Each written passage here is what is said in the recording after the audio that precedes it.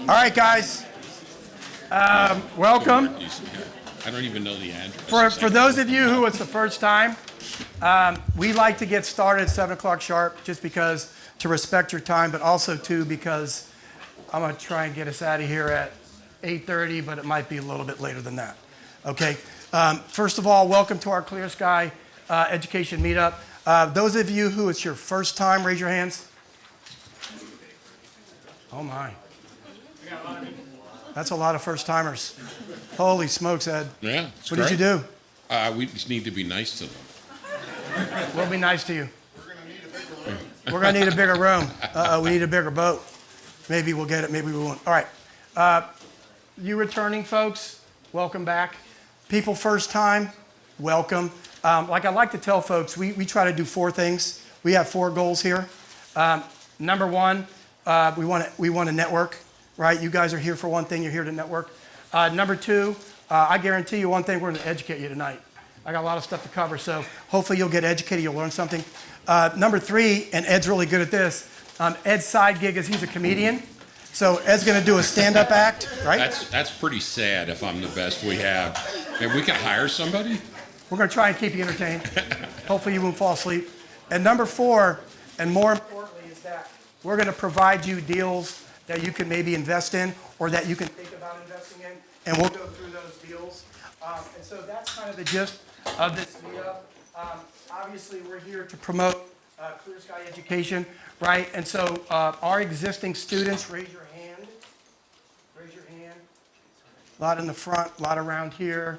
So we've got about, 10 or 12 students here. If you guys want to ask them questions, how they like us, how they hate us, please feel free to ask them. If they don't like us, they'll tell you. But I got to give a caveat. If they don't like us, they wouldn't be here. So I'm going to caveat that. And let me just add for the new people as well, there's every level of experience here, including people like, I've seen a house, I'm interested in real estate investing. So you're going to get a fire hose of information, but the thing you're doing right is being here, learning.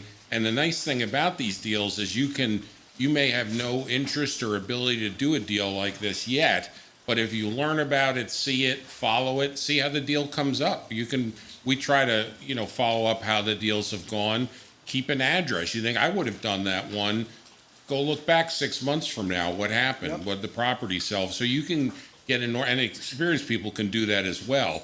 Like I think that's not a good deal, and you go back and check and think, well, I was wrong or I was right. Yeah. So there's a lot coming at you, but hopefully you'll soak it all in. Which that's a good segue. Let me segue into how many of you guys are just residential investors only? Raise your hand. Residential only. How many of you are commercial investors? Raise your hand. See you around the room, guys. How many are both commercial and residential? Okay, so we have a lot of you guys. And who bought the 4-unit apartment building in Richmond you were just telling me about? Congratulations. So guys, what he's trying to tell you guys is that we've got all kinds of investors from every walk that you can imagine. You're a Freedom Bank, right? You're a commercial lender. Where's the money? Money, raise your hand. Hard money lenders, brokers, normal mortgage guys. Put your hands up. I'm all of them. Is Washington Capital Mortgage here tonight, or do they skip out on us? Washington Cap is usually here. My other hard money. Who are hard money directs that are here? Anybody a hard money direct? You guys? Direct. All right. So we've got hard money directs here. We've got title companies. Raise your hand. I saw Pride here. I saw Titan here. Anybody else? Title companies. We've got title companies. Real estate agents. Raise your hand. Right? Okay, got a lot of realtors here. Tax lien certificate investors, raise your hand. Not too many of those. All right. Service providers, raise your hand. Contractors, trash out guys, accounting. Right, you're a CPA? What is this for? Your mic's cutting in and out. Oh, my mic's cutting in and out. Okay. All right. Let's see, what did I miss? Did I miss anything? Students, raise your hand. I think you already did that. Lily, what do we call you? Commercial investor? Residential investor? CEO of... No, I'm just kidding. So we've got everybody from all different situations here. So Can I be an omnivore investor? I'll anything that makes me money, I'm interested in. So I'm flexible. hold still. Well, and that's another thing about learning, actually. Learn about stuff you don't know, because you may spot a deal. Might not even be a deal for you, but it might be a deal you could sell somebody else. Okay. Yeah. Mobile home park investors. There we go. Well, hell, I'm part of that crew. I'll raise my hand.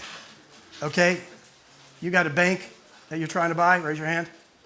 You got somebody trying to buy a bank in this room? So what we're trying to tell you guys is that we have all different kinds of investors from all walks of life. And so when you see the deals that we're going to present tonight, as opposed to the deals that we did last month, you're going to be able to see there's deals of all different types, guys. And so maybe you're going to be interested in maybe being a capital partner. BJ, raise your hand. Where you at, BJ? I saw you here. BJ's been a capital investor in some of these projects. So there's different ways for you guys to make money. And so we happen to be giving away a lot of money tonight. We're probably going to make you wait until about 8 o'clock before we start giving away money. But there are going to be a lot of deals for you guys to look at. Now, one of the things I want to talk about is our agenda. And so every single month, I am cutting it out. All right. Yeah, Charlie, just use the handheld for now. Use the handheld. Can I get another one? Yeah, don't kill the other mic. Okay, kill the other mic. All right. So one of the things that we're trying to do is I create a new agenda every month, right? All dependent upon what I think you guys might want to hear. Your feedback is very important to us. If you want to hear a certain topic, please present it for us. We'll present it. Tonight, what I'm doing is, Ola, raise your hand. Ola, one of our students, is going to be in the hot seat. We're going to do a case study on a pre-foreclosure buy that she bought. We're going to go through the timeline. We're going to go through how she bought it, the timeliness of how she bought it, how she funded it, how she fixed it, how she flipped it. I'm also going to do a presentation, Chris Urich, raise your hand, on how we stopped the foreclosure sale in less than 24 hours and what steps that we went through to stop that foreclosure sale. Okay? We're going to have our normal deal presentation that we normally do. We're going to have our normal deal updates. We're going to have an ad hoc session on where you can present your deal. So, Derek, if you want to present that bank deal, you're more than welcome. So if you guys have ad hoc deals that you want to present, we'll get there. It's probably going to be around 8:50, but we'll get there eventually. All right? So basically, the agenda is going to be exactly the same, except we do throw in some topics for you guys to hopefully learn something. All right? What is it? It's a monthly event for you guys designed to network, educate, and hopefully do deals amongst the community. This is our 10th month, right? October? 10th month of doing it? Yep, 10th month. It's always the second Wednesday of the month. Hopefully we're going to stay here. So I see the crowd. So I think, Heather, I think we're going to be able to stay here after tonight, thank goodness. So we're sort of teetering on the edge of being here, but I really love this space. There's a lot of things that I love about it. I love the fact that it's well lit. I love the fact that it's location. I love the fact that the parking is good. And so we're trying to attract PG County, Montgomery County, DC, Northern Virginia. I have been getting some folks from West Virginia. So I've been getting folks from Annapolis. So we're trying to, we're trying to have people come. I was just told today that a Fredericksburg group is going to start up a deals meetup. So I got an email saying, Charlie, I'm not going to be able to make it tonight, but we love what you're doing. We're going to start up a deals meetup down in Fredericksburg. So stay tuned for that. So we might have a couple of copycats out there. I don't know that we care. I don't care. Should we sue him? I could care less. No. Please don't sue him. I'm so tired. What am I going to do? No. Oh, no. Name badges are very, very important, guys. Green is money. So if y'all need money, find the green. Pinkies, raise your hand, pinkies. We're going to do it again. We love the wholesalers. Wholesalers are king of the hill here. We're actually going to present a wholesaler with a nice check. I'm not going to give names a little bit later on. And so you wholesalers are more than welcome.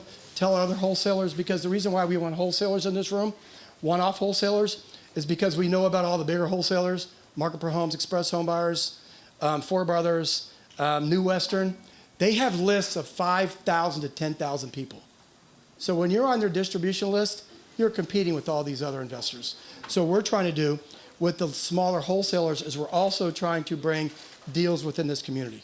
Because at the end of the day, doing deals within this community is what keeps us alive. Orange, real estate agents. Yellow, service providers.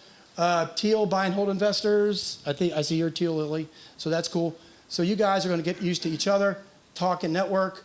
Now, we have a new chart. And I'm going to allow Ed to present it because this is Ed's chart. I wrote it. Oh, look at that. It's pretty. Okay. Be careful. We're here to talk about and learn about real estate investing. One of the most important things to understand is you can lose a lot of money. That's not why we're all here, obviously, or in any of these things. You're going to try to make money. But so that you understand, we view this as an educational opportunity. As we said, we have mentoring classes specifically, but we try to talk about and learn good principles.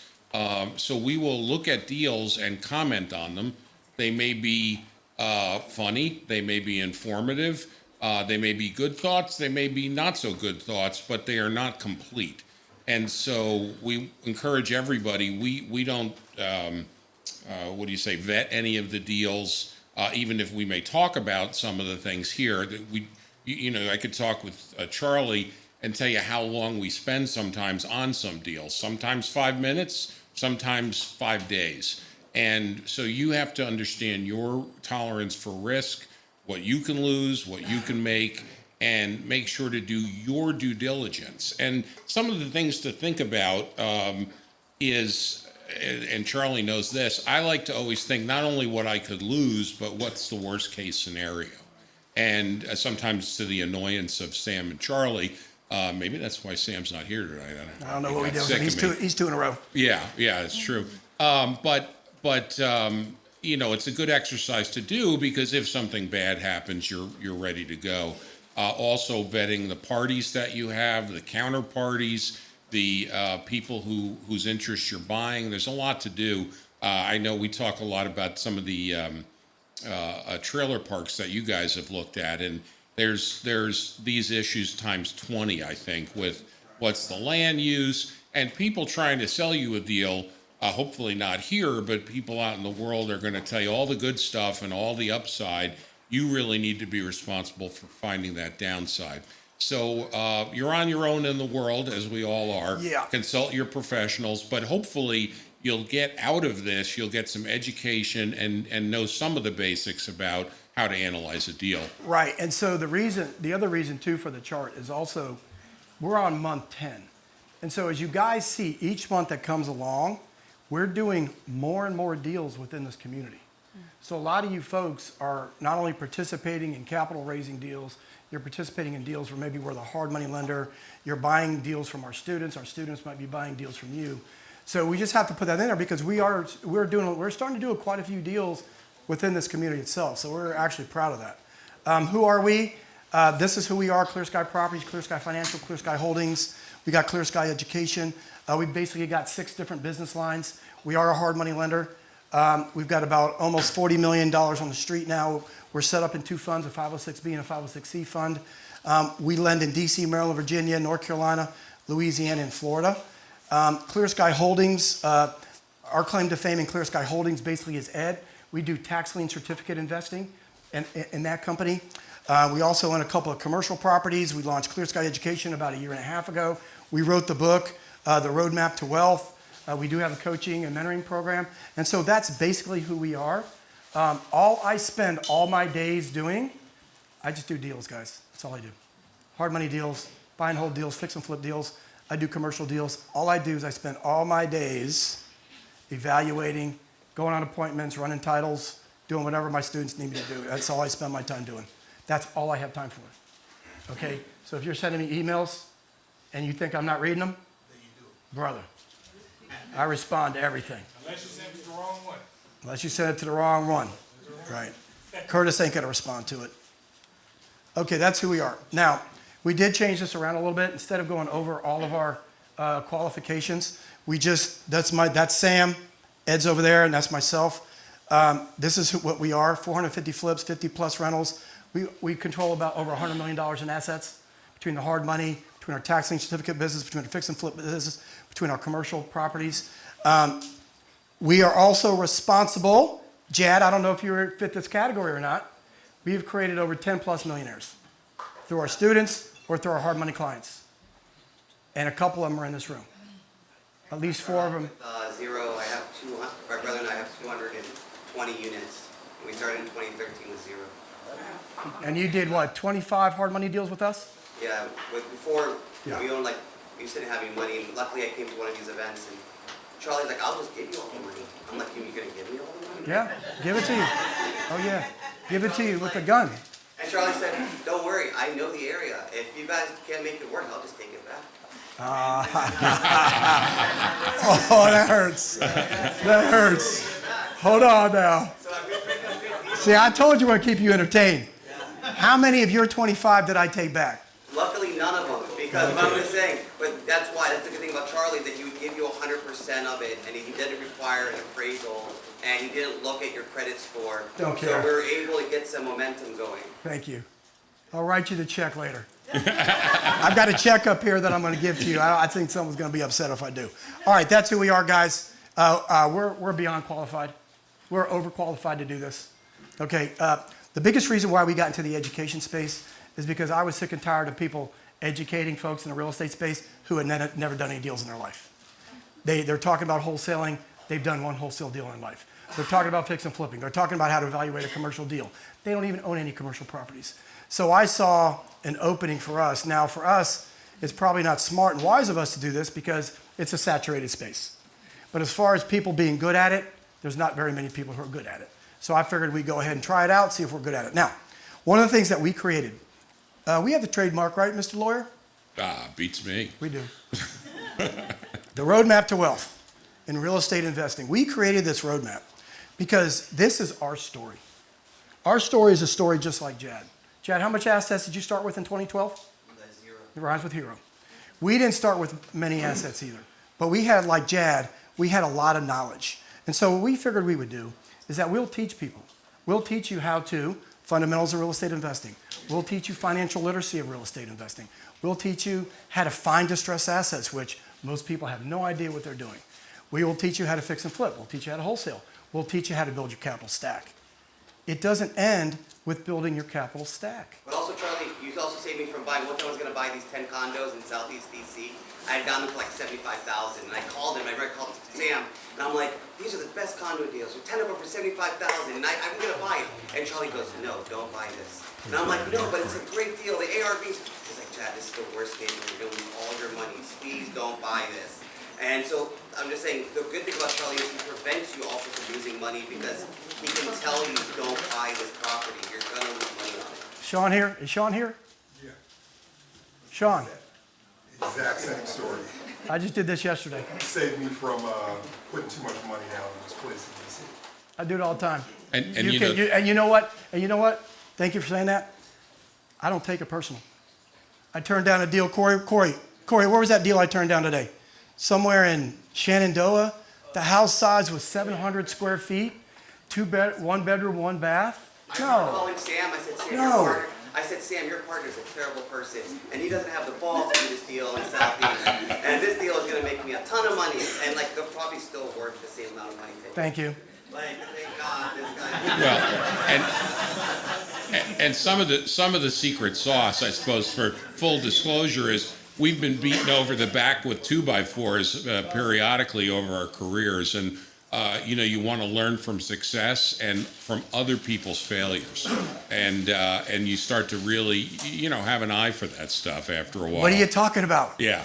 Eastern District Bankruptcy Court of Virginia, 333 Constitution Avenue, Right, which right. is your DC Superior Court and your Bankruptcy Court. Right. We were in both those courthouses in the last week. Well, and this is again So, a good example of I back don't to want to do that. bad deals. That disclaimer is I'm the worst case scenario guy. I'm the guy thinking about the problem. Charlie, of course, deals with the great deals. Periodically, problems happen, oftentimes not anticipated. Right. And you will, if you do enough of this, you will find yourself in a bad deal. It will happen. It'll happen. It's par for the course, guys. Don't be worried. Just have a good attorney on your side. All right? Okay, that's our roadmap. I got to tell you the start of it, though. Believe it or not, you guys know Raj Prasad? I can say Raj's name. You know Raj? Correct, you know Raj? Okay, Raj Prasad was a broker in Manassas. A-plus homes or A1 homes back in the day. George Green. And so Raj was a hard money, he used us for hard money, right? What Raj would do is he would use us 100% financing, fix and flip a few deals. He was creating his capital stack on the hard money fix and flip side, right? He'd profit $40,000, $50,000 a deal. Then what Raj did is Raj was like, hey, Charlie, how can I invest that money and get passive income, right? I said, Raj, you're more than welcome to invest in our 506B fund, which is a $30 million wrapper around our hard money business, and get an annualized return or a monthly return on your money. He said, hey, that's the greatest thing since sliced bread. So Raj started fixing and flipping, using us on the hard money side, taking his capital stack, using us and investing our money in our pooled fund. He invested like $300,000 or something, and he turned it into like $2,000 a month passive, whatever the hell it was. That gave us the actual idea to create the roadmap. So if it wasn't for Raj back in 2014, 15, taking his capital stack, investing it back with us, we would have never developed that. And so it's because of him. So I got to give credit where credit's due. All right, who are we? Roadmap to Wealth. If you're interested, there's a QR code. Feel free to click it. Monthly private calls. We have weekly calls, Thursdays at 7 o'clock, Tuesdays at 1 o'clock. We have online group program, portal. We have the Deals Meetup once a month. And you're certainly allowed to ask Sam and Ed questions 24 hours a day. My phone rings busy a lot. 703-587-2475. Because if it's one thing you know about lawyers, they will return your call immediately. Okay. This chart's for you. So we changed this around. So what we did is I would show the monthly potential profit of what our students did each month. Now I got something different for you. What we're going to show is the amount of money, net profit, that our students have done in about a year and 2 months of time. And we're keeping track, guys. $1.338 million divided by 35, 36 students, or whatever it is. Whatever that number is. Now, why am I bringing this up? I'm bringing it up because not every single student is doing deals yet. It takes time to do deals, as we're going to find out here in a second with one of my buddies. So it takes time. And so over a course of time, you go through these up and downs. Cheryl, Andrea, go through Cheryl's right there. We go through the up and downs. We get discouraged, Brandon. And so it's very hard. Keith, I call people out. He's not even paying attention. So we go through these emotional swings. You're going through an emotional swing right now, ain't you? We're about ready to change that. And so it's very hard. Corey, it's not easy. Guys, if this business was easy, we'd all be doing it. You guys all want to do it, but it's very hard. So as long as you understand what it takes to be successful, you're going to be fine. So, but that's the profit in about a year and 2 months with our students. Now, here are some questions that people ask us. Should I wait for the market to go up or down before I get serious about real estate investing? What's the answer, guys? No. Yes. The question is, should I wait for it to go up or down? Yes. To get started in real estate investing. Get serious. Well, it says, you got to read the question. Will the market go up or down before I get serious? So the answer is yes. The market's always going up or down. Or neutral, yeah. Right. We're happy any which way. Case in point. Case in point. The answer is yes, right? Sorry, I have to be You should always get serious. Now, why now? What are you guys worried about? Oh, houses are sitting on the market. All I keep hearing is a bunch of complaining from realtors. I got realtors calling me all the time complaining about their listings are sitting, even in Northern Virginia. I was like, guys, DC market has been sitting for 3 years now. Where y'all been? Market's come down 20, 25%. Where you been? PG County has record number of foreclosures for the last year or two. Where y'all been? It's just changing in Northern Virginia. So because it's changing in Northern Virginia, people are freaking out, right? We're like, don't worry. It's going to go down a little bit. It might neutralize, it might go up. We have no idea. But for us, so what does that do? All it does is we're just changing our strategies. So instead of it being right for fix and flips, like you just put a sign in Northern Virginia and the house sells, put in the MLS, it sells, that's not the case anymore. You actually got to be a realtor. You actually got to stage it. You actually got to price it right. You actually got to do open houses. Realtors, you actually got to do some work. You can't pop a sign in the front yard, put MLS. It doesn't work that way anymore. So with that said, with us, we're just changing strategies. We've added 4 properties to our rental portfolio this year, and I haven't added properties since 2010 because the market's changed. Cash flow deals are starting to come. We love it. Short sales. Tian, raise your hand. Where's she at? She here? Tian, raise your hand. Not here. Short sale. We just bought a short sale in Baltimore. We're seeing short sales come to the market in Northern Virginia as well. Right? Short sales. Y'all know what that is? We're starting to see it. So what? The market's changing. Okay. Y'all just got to be educated and know how the hell the market's changing. Now, next one. I'm not interested in fix and flips. I'm interested in buying and holding rental properties. Will the strategy of buying distressed assets work for me? What's the answer, guys? Yes. Hell yeah. What do we like to do? We like to buy distressed trailer parks, don't we? Yep. You're damn right. Yeah. Sewer problems, water problems. Economic, right? We like to do this. We're into distressed assets, guys. I'm into distressed commercial assets. I'm into distressed real estate assets. We're into tax lien certificate investing. We got 2 today. We got 2 today, but Yeah. total of how many? 18. Yeah. Redeemed tax lien certificate investing. 18 properties we're working on in Washington, D.C. right now. Guys, there's ways to do it. You just got to get educated and learn how. So, if you're a buy and hold investor, Ms. Fourplex, did you buy it as a distressed asset, or did you just buy it based on a cap rate? How did you buy it? Cap rate. Yeah. What cap did you buy that from? 8 cap. All right, 8 cap's okay. It's a 14 cap I'm presenting tonight in DC. All right? Hopefully you'll like it. Here's another one. You are teaching all your students how to find distressed assets. Doesn't that mean there will be a lot of competition making it hard for me to find deals myself? No. What? No. What's the answer? No. No, not occasionally.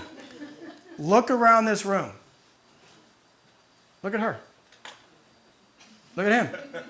See your competition? No. Hell yeah. Everybody in this room, as a matter of fact, all you guys are my competition, every one of you, because you're real estate investors. You're trying to find the best deal. I'm trying to find a distressed asset. But one thing that we do, and we do really, really well, is we teach you how to separate yourself from your neighbor. Stacy, where are you? Raise your hand. Stacy, you still here, or did we put you asleep? We didn't put you asleep yet. Good. She's still awake. Stacy asked me that same question because Stacy's in the same territory as Tien is, right? She was worried about that she's going to step on Tien's toes. Well, let me tell you something. You ain't never stepping on her toes because her list is 2,500. My list of pre-foreclosures is 2,000, dating back to 2000, 2005, 2004. You're never going to have the same distressed asset property list that I have. Never. That's why I don't care.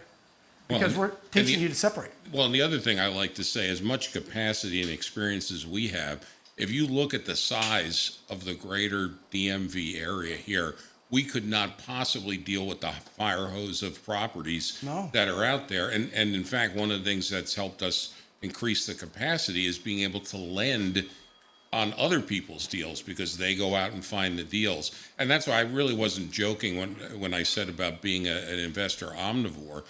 We want to understand it all. There's so many different ways to make money with real estate. Could be buy and hold, could be a lot of it, could be loaning money, can be a lot of different things to do. But think about how many hundreds of thousands of houses there are. Everybody here could have their fill and there still would be more houses to find. Yep.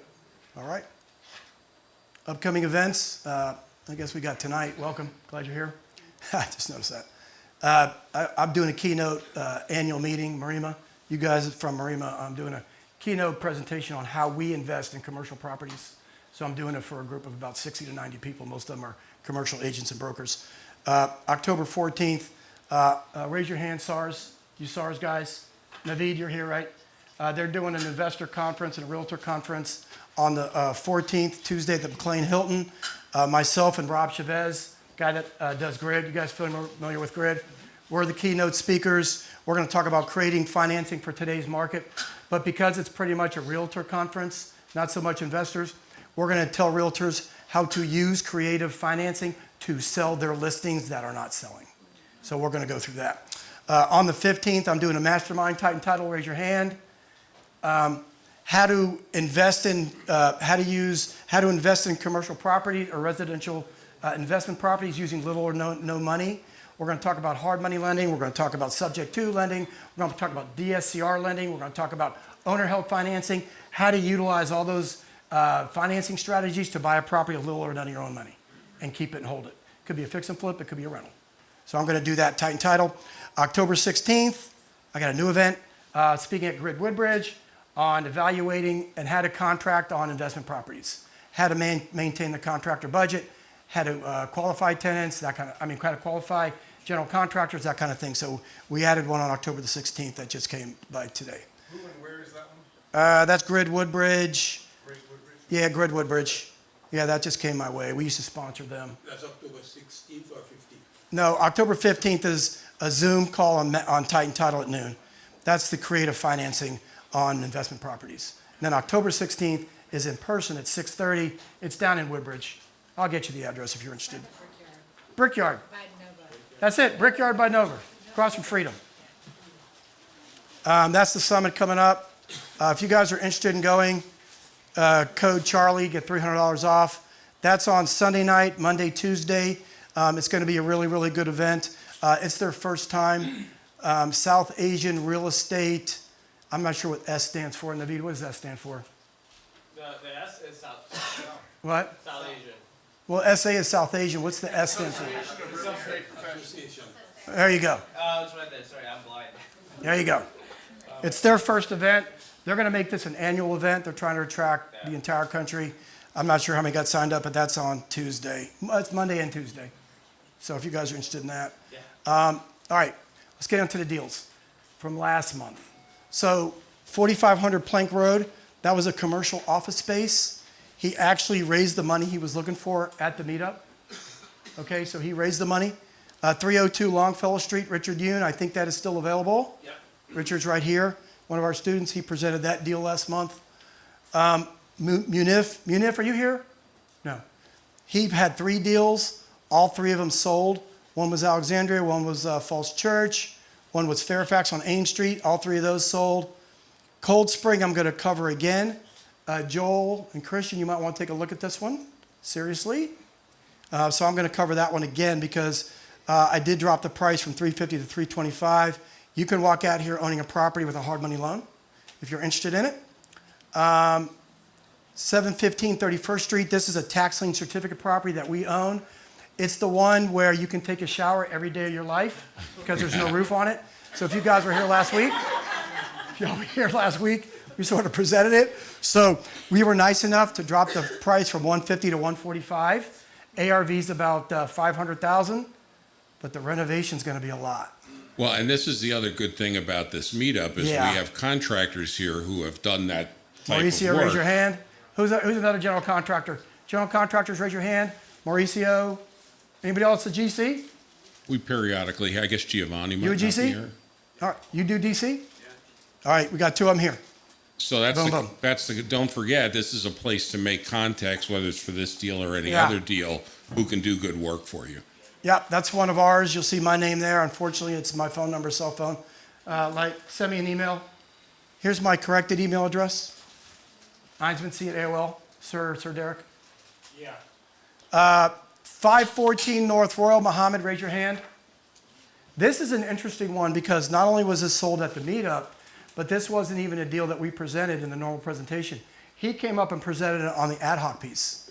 And so somebody, I don't know who it was that bought it, but somebody bought it.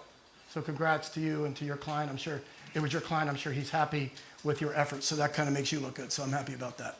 All right. Hey, I was gonna say I wanted to add, remember last month I presented one on Minnesota Avenue? So I sold that contract. Oh, you did? Yeah, I sold the contract. There you You go. got 30 days to Yeah, but congratulations. That's fully right. go through that. But the crazy thing though, he met, I don't know who referred him because it's somebody outside of this. So it's just one of the things was like, we're still trying to figure out because he was just like, oh, I met this guy. And he was just like, oh, you're a real estate investor? There you go. That's how it's There you done, go. guys. So That's how it's done. Like I I got said. $1,000 for somebody. Whoever, we need to figure out who that is. All right. That's how we do it, guys. There's deals being done in this meetup. All right. Now, any spotlight or success stories from you guys before I get into one in particular? Any success stories from last month we got to talk about? None? Guys didn't do any deals? You got one, Jad? Good. You, I can share. Yeah, please. I have one in Annandale, actually right across the street here. If you guys want to look it up, it's 3819 Whitman Road. I picked it up from a wholesaler for $730,000.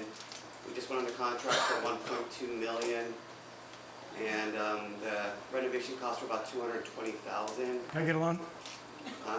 Can I get a loan? Okay, yeah. So we gotta look it up. It's a good location. The reason why I would just recommend, like Charlie says, try to pick areas that are good areas. It's right off of Woodburn Road. It's a 6-bedroom, 4-bath home. It was a pre-foreclosure. I think other people had offered him money, but they lowballed him. I came in higher just because I'm familiar with the area. I own a daycare down the street. Yeah, that's your neck of the woods. Perfect. So, but take a look at it, but there were problems. Like the sewer cost $6,000 because there's tree roots growing into it. That's it? Trees were gonna fall on the house, that was an additional $6,500 plus $2,000 for landscaping. The contractor that we use, I'm a Class A contractor, by the way, but I don't know how to do anything. But so the guy that we have, he's done good work for me before. So this guy was like, I was like, are you sure you can handle this house? Because we're doing 3 other projects. He was like, no problem, Mr. Jan, I'll take care of it. It should have taken 6 weeks, ended up taking him 4 months.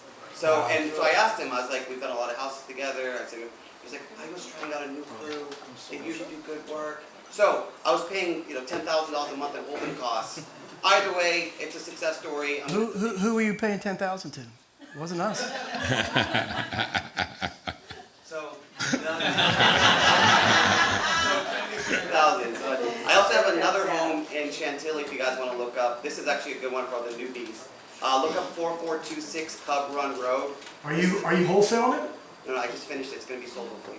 Okay. But this one's a good one for everyone in here because you guys would have made a rookie mistake. If you guys can pull it up on your phone, this house, I bought it from an agent off market. It was a 3-2.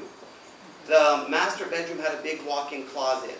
But, so I'm lazy. I was just like, let's keep it as a 3-2. I bought it for $550. I don't want to put any more into it.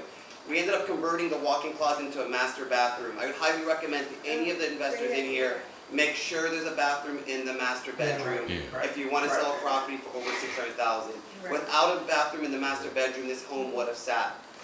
Lastly on this one, pro tip for everyone in there. I had gotten a really good offer the first weekend, both from open houses. By the way, all of my buyers come from open houses. Shocker. They all come by Shocker, themselves. realtors. They got to work, right? Yeah, they just- Realtors got to work now. they just hear Got to me go to out. work. This lady comes in, she does the home inspection, everything's great. She does the appraisal at the house appraises for $700,000. There's only one problem. It was contingent upon her selling her townhouse off of Fairfax County Code 350. It never sold. So I tied up my house for a month for nothing, Charlie. So I just put it back on the market and I had a lady come through the open house. Really weird. But you're licensed, right? Yeah, I'm licensed. You're licensed. I have all the licenses, I just don't know how to do anything. That's fine. That's fine. So a backstory. So we've known Jad since Jad, how long have we known you? 2013. Yeah. So Jad is one of the old Mohicans, and so in this business, right, as you know, people come and go, but Jad's one of my old compatriots, and so I've been trying to get him to come here for months. He's like, I got to go to volleyball. I got to play volleyball.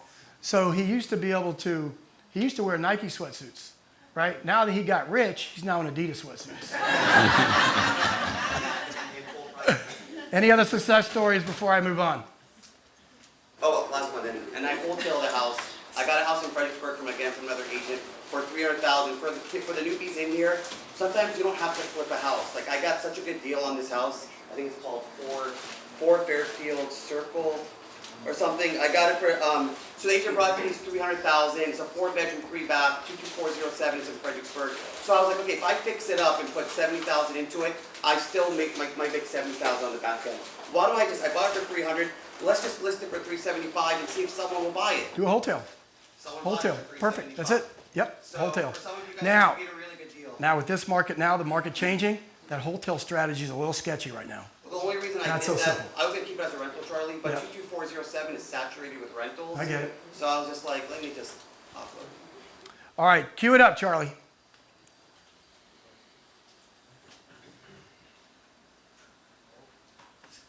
Stand by.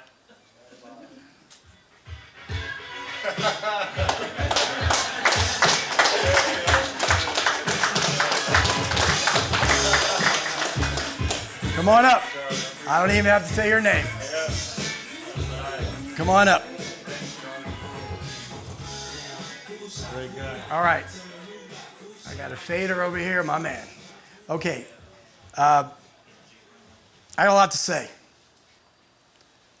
We have a lot of students, and the ones that are really, I know who's going to be successful and who's not going to be successful. And so Brandon came to me through Chris, and Brandon has been working his ass off trying to find these properties. And so Brandon came up with one, and it was a really good one. And so maybe you tell them a little bit about the story, and then I can fill in if you need me to. All right, cool. So my name is Brandon. So what's funny about this deal is I actually got it off a cold call, but the last couple of deals, I found like 3 to 4 deals before this, and every time I come to Charlie, I'm like, Charlie, I think I got a deal. He look into it, he's like, not this one. I'm like, damn. So then once I finally got this one, we looked at the numbers, he was like, no, this one might actually be a good deal. So then what's funny was when I called this lady, she was at the bank. She was about to take out, I think, $2,500 to send to some scammer that was gonna help her do like a loan mod. So when I got on the phone with her, she was like, you know what? I'm gonna call you right back. She hangs up, she calls me back. She was like, I think God sent you. Because she was about to give $2,500 to some guy that she didn't even know. She was like, so I'm thankful that you met with me. So then I called Charlie. We set up a meeting to meet, and then we met with her, and then, well, we closed like 10. Actually, we closed today. Yeah, so it's pretty cool.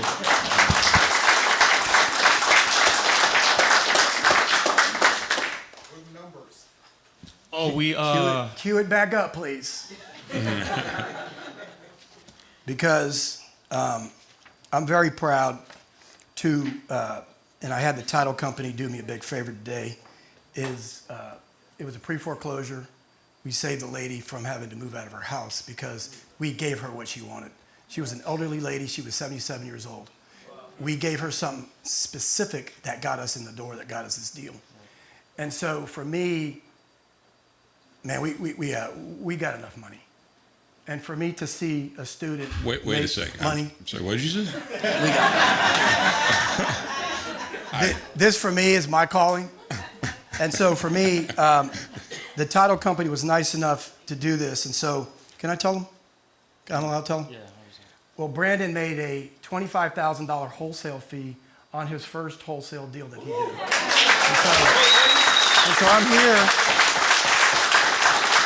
and I'm going to present this to Brandon, and I couldn't be any more proud of somebody because, not that you're my kid, I have had people call me uncle. Call him Coach. Coach. That's my coach right here, man. So Coach I've had kids score their first basket. I've had kids score their first goal in soccer. I've had kids be successful in sports, Keith too. I don't even know if you're still here, Keith. And so what happens is their eyes light up. Their eyes light up because you know what? They believe they can do it. Not only do they believe, they got the confidence that they can do it. They can now conquer the world. And so when I called Brandon up today, because of course I wanted to call him up to make sure it was okay that I did this, because being a showman and everything.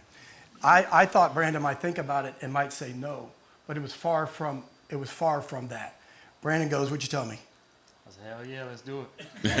Not only did he say, "Hell yeah, let's do it," he said, "Yeah, I was going through a little bit of a turbulent time. I sort of needed a pick-me-up. This is my pick-me-up. Let's go." Thank you, man. Couldn't be more proud. All right. Thank you. Wow, and let me add to that. I love the part of the story about failure. There's a great I like this podcast by David Duchovny. It's called Fail Better, and there's nothing wrong with failing. He had some deals that didn't work, but that's how you get to the deal that works. So there's a lot of people see it as failure, but it's actually a success. So sticking with it that's one of the skills you need to do this stuff. I need that for Ola. And also, Charlie, can I get a walk-off song like that? I don't. Sarah, we'll figure it out. I mean, that's Charlie, you hear fancy. that? We got Roll to. off song? You mean a roll off A song? roll. There you go. There you go. Just Told any you. song. Told you it's entertainment. There you go. All right. So thank you, Brandon. The other thing too is Brandon is also. You got your pink sticker on. Brandon is also a wholesaler, guys. So if you're interested in your fix and flips and buy and holds, get on his cash buyer list. Any other wholesalers? That's why you guys are here. These people are our cash buyers, even though they use hard money lending. Who cares? Same thing. All right. Ola, come on up. Where am I at? 7:44. We're in good shape. Okay. You got a microphone? We need a microphone for Ola. You got one? Okay. All right. So a lot of times what we like to do too is we'll do a case study, and also we'll put a student in the hot seat so that you guys can ask questions about a particular deal. And everything that we do in this meetup, they're not fiction. These aren't fictitious deals. These aren't some deals that I made up. These are actual live deals. And the other thing that we can do is that you guys can actually check us because everything's public record. And so you guys be sure. And so one of the things that Ola did was, how long have you been, I met you at Grid Woodbridge, didn't I? Yes. How long ago? I think 2 years ago. Oh, I'm presenting again yeah, they called me in. All right, so I met Ola 2 years ago at Grid Woodbridge, just like I meet a lot of folks because we used to sponsor a lot of meetups, and so I would go to a lot of meetups. I would get bored. I get bored easy. And so Ola, I met her a couple years ago, and she decided to become a student about 9 months ago. I don't even remember. I think it was in October. Okay, so Yeah, we're about a here. year, yes. So we're here. So she became a student, struggled, right? Struggled, kind of like every student does. They struggle, and so she finally got a deal. I couldn't have been more proud of her. And so we're going to go through that deal right now. And so maybe you talk to it, kind of tell us. So what I did is I put a little timeline for you and just kind of tell us what happened and how you did it. Okay, so I sent a text to the property owner on, I think towards the end of March. Okay? Yeah, and he responded that I should stop. You should stop. Yes. How did you, what kind of deal was it?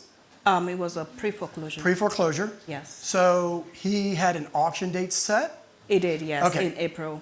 So she got it, pre-foreclosure, she sent a text. He said, go away. Yes. Okay, then what happened? Then I sent a couple of batch of letters out, and he happened to be part of people on the list. And then he started calling me when he got my letter. Okay, so he responded to one of your physical mailers. Correct. Wow. Does that work? Chad, I know you don't send mailers out, Do bro. you use ballpoint thing? Like, do you have the one like that? It looks like someone actually wrote the letter, or do you just use a sticker? No, I just typed it out. I printed it. That's all I did. There you go, brother. Yeah. Oh, that works, does it? Oh, okay. Yeah. Stay tuned, Mr. So Ditas. I missed his calls. I think he called me twice, left a voicemail, sent me a text message. I got my letter that I should please call him back. And then immediately I saw the missed calls. I went on Zillow to check the value of the property Okay, before calling him back. and you knew that. Yes. The value, I think, was what, 375-ish? 350 on 350? Zillow. Yes. And he owed what, less than 100? Yes, correct. So that was a good pre-foreclosure candidate. It was, yes. Correct. Okay. Yeah. Then what happened? And I called him back and I said, I think I offered him, about $240,000. And he was like, you need to fix the kitchen, the bathroom, the roof. And he counted it and said it was going to take $140,000. And of course, it was too good an offer to pass up. So I called you right away. I don't remember. I remember you called me right away and we met him at Starbucks. But had we already done the title search for you before that? So did we know it was on title? Oh, we did. We did, right? We did, 'Cause yes, before we met Yeah, him. because anytime we meet people, we being me or students or student, we always make sure that we have a title search in hand, whether a title company does it for us or whether your coach does it for you, which I kind of do quite a bit of them. So we're armed. So we're armed with data. We're armed with information, right? Okay. So then I noticed that the thing I didn't remember about this deal is that the foreclosure auction was on April the 8th. Yes. And we signed the contract on April the 8th. On the 7th. We signed it the day before. The day before, yeah. And then we Even though canceled it. he said it was canceled already. Okay, right. Right. That's the part I'd missed. Yes, he said it was It was canceled already. But do you remember why did he say it was canceled? He didn't bring it current, did he? I don't remember that. No, but he said he had an arrangement with them to bring it current. No problem. And they He had canceled it. Okay, like a little knot. Okay. Yes. Then he decided not to do it because he couldn't afford it. Correct. Okay. So then you purchased it on the 18th, Right. 100% financing. Yes. I don't remember, did you do a trash out before the work started? Yeah, we did. We didn't. I think we Because gave it, him about. it was a hoarder home, right? It was. And had you have stepped foot in that house? No, until I got the keys, and until closing. That's when I saw it. So wait a minute. You're buying your first fix. Is it your first fix and flip? First real fix. Real. Oh, I like yeah, that the word. one before then was just cosmetic. Oh, okay. Yeah. This wasn't cosmetic. It was it? wasn't, no. Okay. She bought a house sight unseen. Wow, right? Never saw the outside? Saw the I outside. saw the outside, but I didn't see see that the inside. So you never saw the inside. So you I really never didn't saw know. the inside. Okay. Usually what a foreclosure. There you go. Yeah. but this was a pre-foreclosure that was a voluntary sale. So she could have voluntarily walked her way in that house. Yeah, but he told me that it wasn't around, and I guess he didn't want to show me because he kept Right. saying he didn't want Right, any because- inspection done. On Right, the because property. you never met him at the house, Correct, did you? yes. We always met him in a third-party location. Yes. Okay. That's always the sign that you're probably buying a hoarder home. So then what did we do? Did Mauricio put a renovation estimate together before seeing the house or after? No, so you gave a budget of 120,000 Yeah, because right. I think you drove by and Right. you peeped in a little bit. Right, and I knew the square footage. Correct, yes. Right, I knew the model, I knew the square footage. Yeah. I knew that Mauricio was going to charge 180, so I told you 120, so he would charge you 120, right, Maurice? Maurice, raise your hand. Maurice is the one that did the renovation, and you guys are about ready to see some pictures. Okay, so then the trash out happened, the renovation work, right? That's correct. Because it was about 120,000, it took about roughly 2 months. Yes. Okay. House under contract, property sold. So it was basically a 120-day turnaround. Yeah? Yes. Is that right? Yes. Okay. All right, we're getting there. Almost. You can certainly ask. Give me 1 second.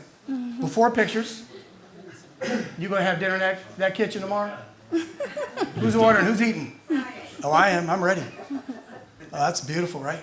You guys ever seen a house like that before? It's not even that bad. Well, don't worry. Right? Don't worry. Ola hadn't seen it either. Where the hell these pictures come from? Look at that. Nice work. Wow. Nice work. What else? Okay, yeah. Oh my God. Raise your hand. What else do you guys notice about this house? Especially you realtors. What do you notice? What? Staged. Great photos. Great photos, but just as important, staged, right? Staged. Oh my. And you know, it's funny because I never did set foot in this house, nor do I care. But it was great. Wonderful. Is it your taste? Did you help with the staging or did you? Oh, no, I didn't help. She did a great job as well. Good for you. Okay. So now you've added that as part of your team. Yes. So now you have, you're an agent, right? Yes. You have Mauricio part of your team. You have a stager that's part of your team.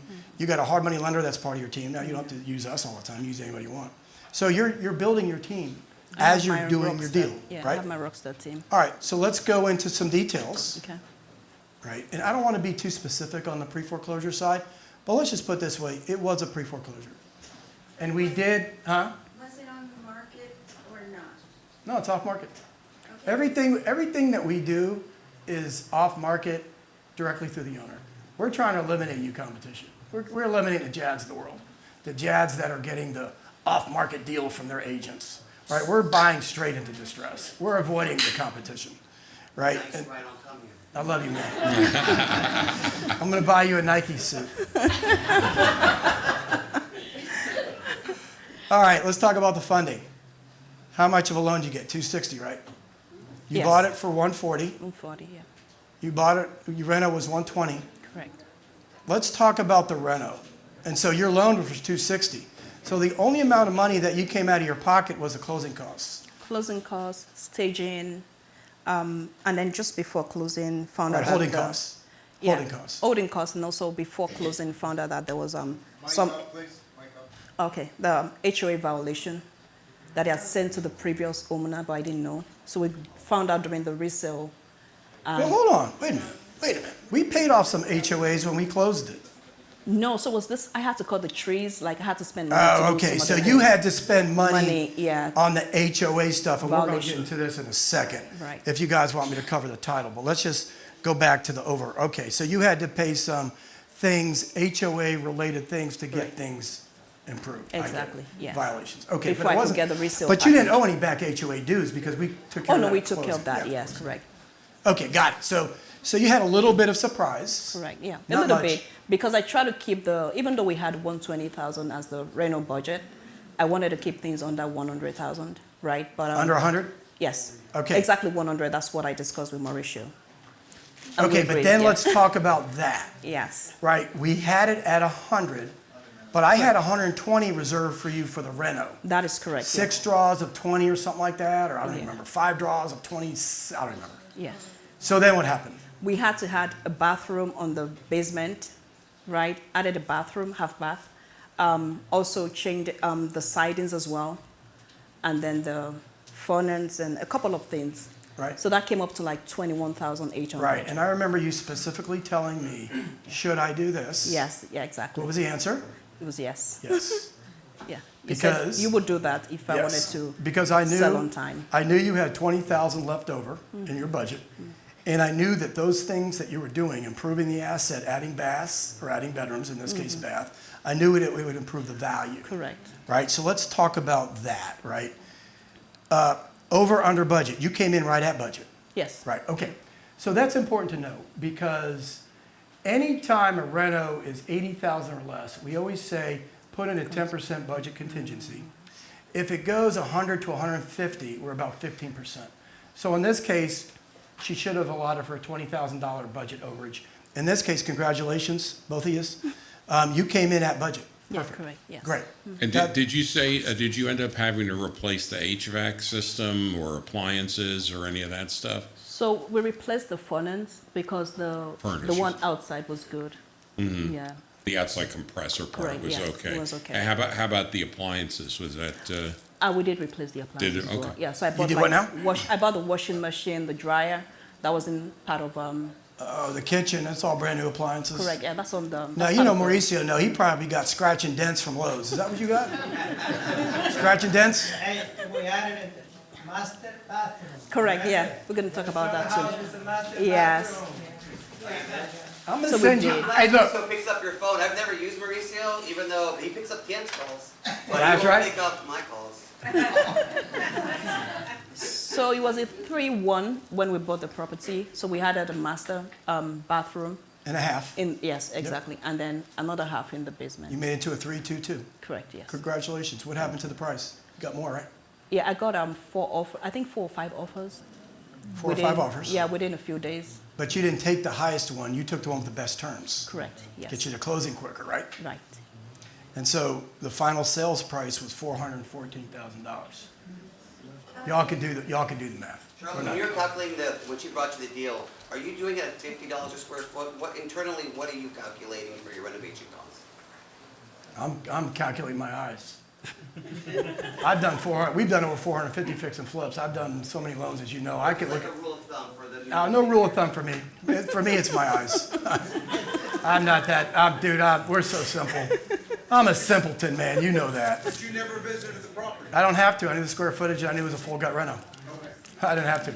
And I also knew this guy, You said your eyes. my eyes. He's saying me. Yeah, that's what I'm saying. That's what I'm saying. Yes. No, I knew the square footage. It was 1,260 square feet over 576, 1,700. I needed a full gut, and so I knew it was around 120. My guess was 110 to 130. I'm usually close. I'm usually not spot on. In this case, I was close. That's all I care about because from a lending standpoint, Jad, you'll like this. From a lending standpoint, if it's a $120,000 reno, I budgeted $1,000 a day for the renovation. So I had 60 days on the loan, I figured. For Mauricio and us, he'll do it usually at $1,500 to $2,000 a day. So, high. Y'all ever heard of Tom Brady? Y'all know what number Tom Brady is? That's our interest rate. You want to know what my default rate is? Kobe Bryant. Y'all know what number Kobe was in his last jersey? 24. And you know Allen Iverson's number? 3. We're a Tom Brady and an Allen Iverson. I've been that way for 13 years. I think I was less than that on years. I don't remember. Charlie, for those of us who are new, Huh? I just want to get it clear. So she bought the property for 140, that's what you gave the seller. Correct. And then with your help, Charlie, she was able to finance the balance. 260.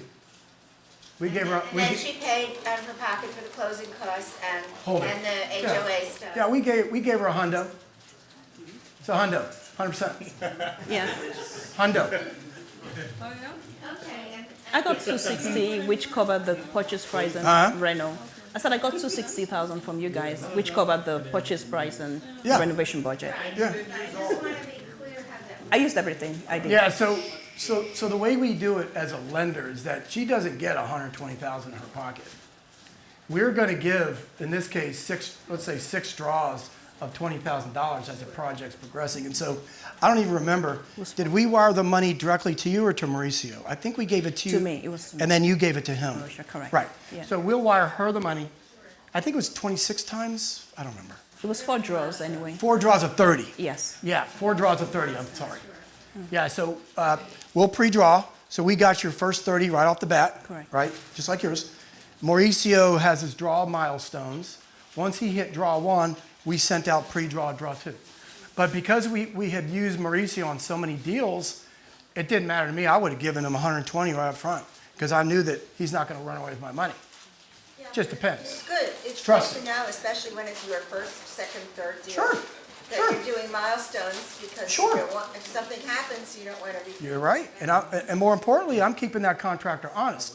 Because if that 120 would have turned into 150, and that first 20,000 or 30,000 that went out, if he didn't meet draw 1 milestones, guess what?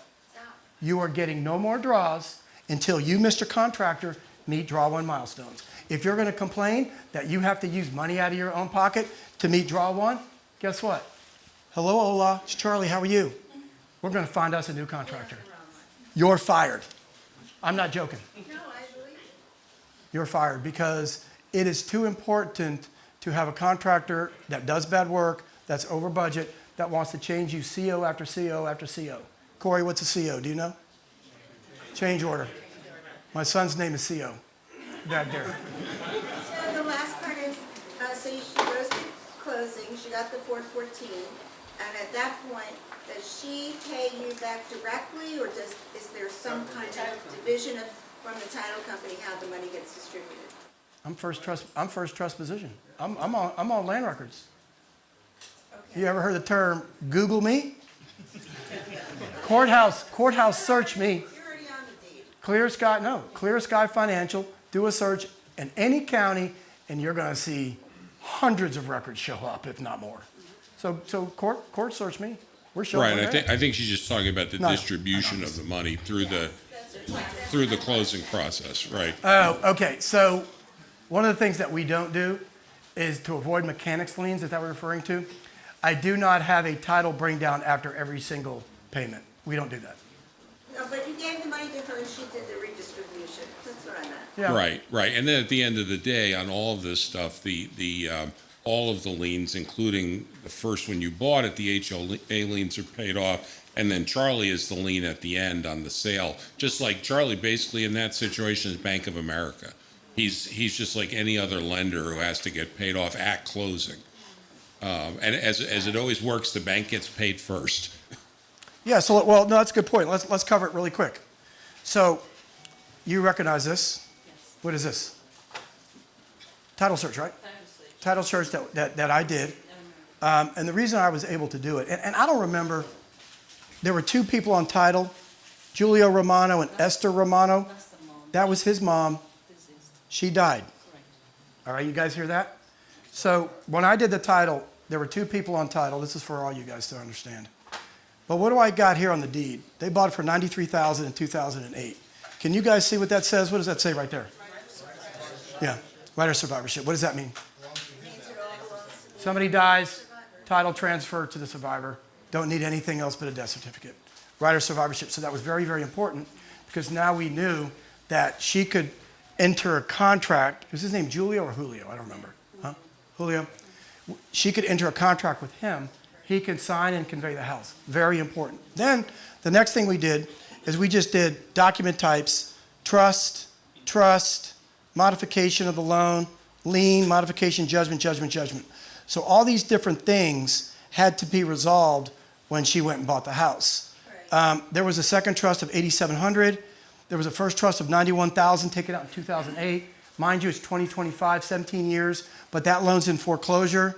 So when she made the offer of $140,000, she made sure that he was exiting with how much? Do you remember? I don't remember. 40 grand or something? About 40 About grand. 40 grand. Yeah, about 40 grand. He had money left. Yes. After he paid off the. Correct, yeah. Yes, about 40 grand.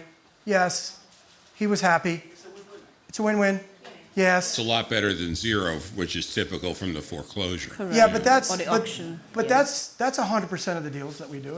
It has to be a win-win, and that owner has already had his head between his tail because he's living in a hoarder home. He's got mental issues. We just have to get him over to the next hurdle, and that's what Ola did.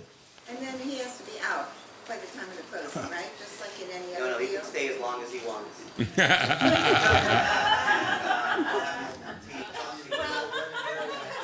Like I said, In some wholesale. entertainment. Yes. Okay. Time out. Okay, let's talk about that. That's a great question. You guys got to understand this. There's two things going on here. Number one is ownership. We got ownership. The second issue that we have is we have possession, right? We got to get possession. Remember, guys, we told you the house was loaded. We didn't even know if he was living there. So what I did is after did I tell you this? You did. I did. I told Yeah, you this. drove by. So after we met him in person at Starbucks, right after that, what did I do? You drove by the property. I drove by the property. Why did I drive by the property? No, I already knew all that. I wanted to see where that guy was going after we met. I wanted to see if he was going back to his house. I wanted to see if he was living there. I staked it out for, do you remember how long? I was there for 45 minutes. Yeah. Did he go back to the house? Oh, no. Or was somebody else? Never went to the house. Who did I call? Ola. I'm like, Ola, you need to find out where he's living because we got to find out how we're getting possession after we close. So I don't remember. I think after you closed, did you get possession? I don't remember this, right? We did, right? I did, yes. Yeah. Yeah. Because I got- knew I got possession 2 weeks after, though. it was On the 2 weeks 30th. because you gave him 2 weeks Correct. to move Get his out things. his hoarder goods. Correct. Yeah. So we got possession 2 weeks later. The lock change? Yes, I put my lock key there. Yeah. You rekeyed it, Lock right? box. Yeah. Right, yeah, after he's out. I'm just asking the contractor over here. You rekeyed it? Okay. So that's basically it. I mean, they got the tax record, and that's basically it. So floor is open. Ask away. Any more questions? All right. Well, thank you very much. You did a wonderful job. Thank you. That was great.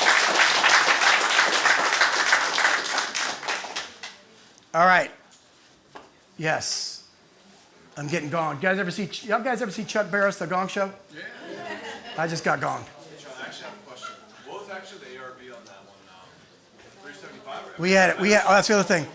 So we had it at 375, but because of the improvements that she made, she sold it for 414, 250. Yeah. So we went over and above. This was when the market was still pretty good. Okay. Now I'm getting gonged. So, for respect of your guys' time, unfortunately, we'll bring this back next month. Sorry, I'm not going to get to it.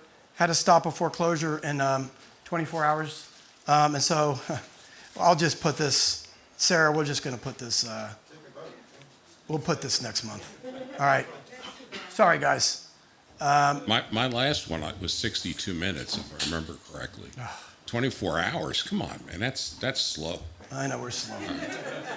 So we'll cover that next month unless. Auction.com, or do you go to auction.com? You don't know who the lender is, so you can't really do a short sale with the bank until you find out. Well, I know who all the lenders are because I'll title search it right away. So like, for example, if I know it's going to be a short sale, then we'll find out not only who the servicer is, but hopefully I'll find out who the investor is too. So you want to know all the liens on there. Yeah. Yeah, we want to know all the liens. Yeah, because guys, when you're buying a short sale or a pre-foreclosure, you're buying it directly from the owner. Yeah, and so you got to take care of all the liens. Well, you used to be able to buy it from the bank. Yeah, that's REO, but that means the house was already foreclosed on. All the liens are then. The old short sales, you buy from the bank, and they paid your commission. Yeah, so short sales though, you're buying it directly from the owner. The bank approves it. You still got to take care of the lien chain. Yes. You're going to have to negotiate different parts. Yeah, not in this case. So they had so much equity that we were able to pay off the entire lien chain. That's good. Okay, anything else before I move on? Richard, you're first. Where are you, buddy? All right. All right, what we have here is actually it's a buy and hold. This will probably be my first buy and hold wholesale. It's a beautiful property, 4 bedrooms, 2.5 bath, 1-car garage in West Springfield. ARV is about $685. Renovation costs about $15,000 to $20,000. House is in good shape, just needs some rent-ready cosmetic upgrades. We're pricing it at $600,000. All right. We talked about this earlier, right? Yep, If you're a buy and hold investor, should you buy into equity? absolutely. Yeah. So this has about, I don't know, 10%, 15% equity position. So that's not bad. It's pretty good. Curtis?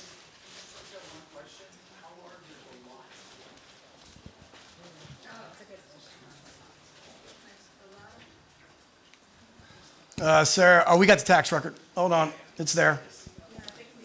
Thank you for doing the tax record. 0.154 acres. There's a picture of the front of the house. I mean, the tax assessment alone is 624. We're being conservative on the ARV just because of the market that we're in. We're being a little bit more conservative on our ARVs in Northern Virginia. Charlie, is that the 1% rule? It doesn't do the 1% rule, right? Good point. So is this the 1% rule? It is not. That's a good question. Huh? It's like a 0.5%? Yeah. Maybe like 0.25%? Yeah. Yeah, you're getting closer. You're getting closer. And you know what? I'm going to save Richard. To caveat Richard, what you guys have to understand is that we, except Jad, we do not vet these deals. What I do vet is I vet the control of the deal. Richard, in this case, is going to wholesale this deal. So the rents aren't $3,250. I mean, No, the rents are $3,250. I think it's $4,500. If you're going to do a Section 8 tenant, I'm renting a crappy house in Warrenton for $4,300. Yeah, okay. On Section 8, so I think that's low. You can get. You might be right. You might be right. Yeah, we checked, actually, Charlie and I both checked what rented recently within the last 6 months. Hell, I went out to a year, but yeah. And then, but in the last 6 months, 3 of them popped up. Yeah, but you're right though, Jad, because it is a 4-bedroom house. Yep. So you could get a $4,500. 4-bedroom. You could get a 4-bedroom voucher for 22150. I just don't know what they're going for. It's $4,500. Yeah, I've got a, Hard to get now. They're fewer in demand because of, that's why. right, but they're talking about Section 8 or voucher program. Like I have one in Chantilly. It's a 3-bedroom townhouse for $3,000. Is the Section 8 That's what you're getting? price out there? Yeah. Well, these people fell down in qualification from a 3 to a 2 bed because Right. the child moved out. So they're it gets a little complicated. But, yeah, right. So they're paying more themselves in rent. Section Right. 8's not covering as much. And you can, everybody out there, you can look this up, and at least in Fairfax County, most counties, by zip code, what is the maximum amount that the county will allow for a particular rent? And usually the county pays most of that. I've had good luck, as has Charlie, with that kind of renter. Yeah, do you guys all know what that means, Section 8 tenants? Who doesn't know what that means? You guys all know what that means? Okay. We know, okay. This was the only, 1% rule though, sorry. You were talking about the one, is that you mean? sure, let's cover that real quick. The rent that you score? No, so Jad's right. Jad's absolutely right, actually. What the 1% rule means is that whatever the monthly rent is, $3,000 a month, I want to buy the house for $300,000. So, The ARV?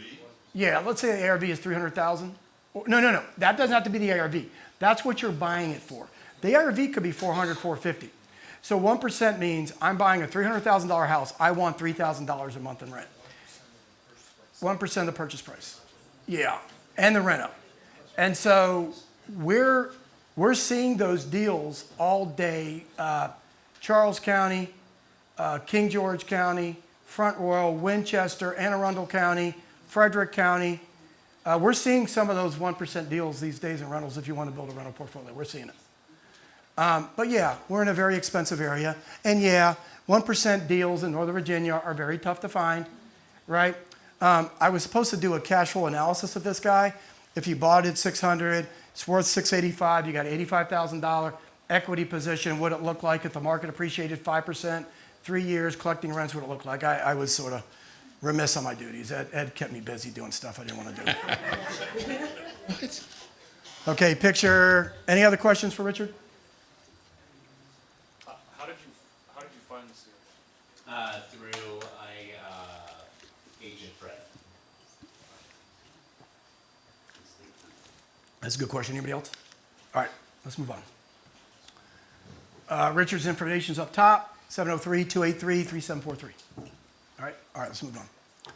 Okay, now, the rest of these deals are going to be either our deals, and I'm representing another land deal that we presented in January. Okay, this is one of ours. The land deal that I'm presenting is in Herndon, Virginia. It was one of our borrowers who has since refinanced us out. So I've got a couple development deals coming up.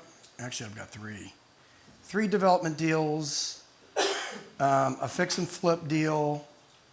I think that might be it. There might be a surprise in here that I don't know about. All right, 8427 Allentown Road. It's 3.824 acres. We own it. We took it back. We've got the site plan approved.